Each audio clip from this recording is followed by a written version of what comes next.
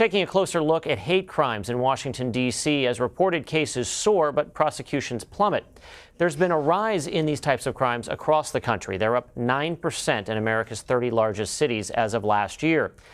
In D.C., the Washington Post reports there were 204 hate crime-related attacks in 2018. That's an all-time high, but many suspects aren't being held accountable.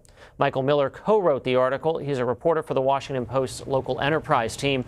Michael, thanks for being here. Is it right that there hasn't been a single hate crime conviction in D.C. this year?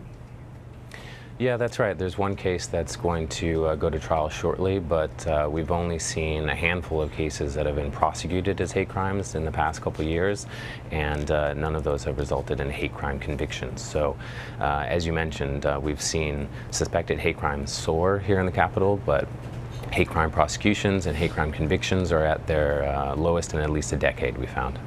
Now, a hate crime conviction is a higher bar. Is that a factor in why things aren't being prosecuted as a hate crime? Well, that's certainly something that prosecutors have pointed to.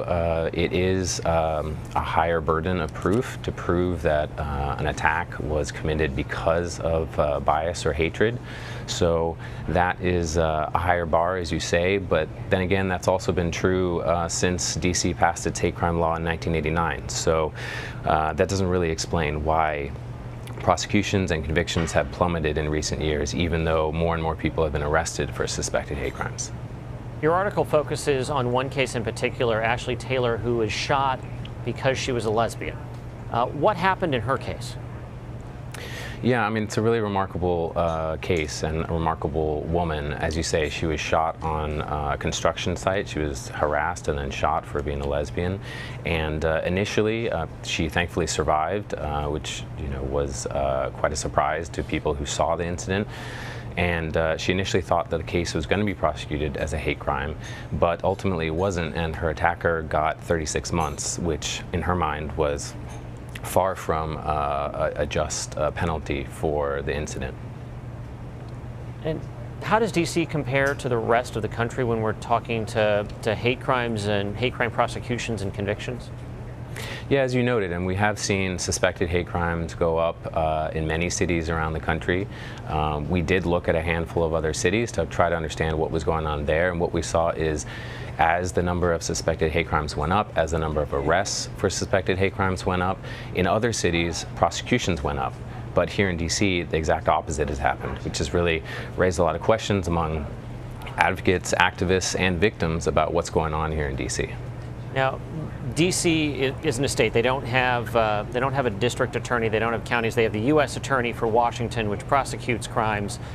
That's Jesse Liu. Has the U.S. Attorney responded to your findings? How does the U.S. Attorney explain what you found? Well, honestly, she hasn't explained our findings. So I spent several months asking her and her office for an interview to talk about our findings and what we were seeing with the data, and she declined. She did say in a statement shortly before we published that she takes these incidents very seriously. As a woman of color herself, and that also recently her office has added a second person to take a look at these cases and bring hate crime charges. But as of yet, we're waiting to see in the data if that actually happens. So her office had one person looking at the 204 reported hate crime cases?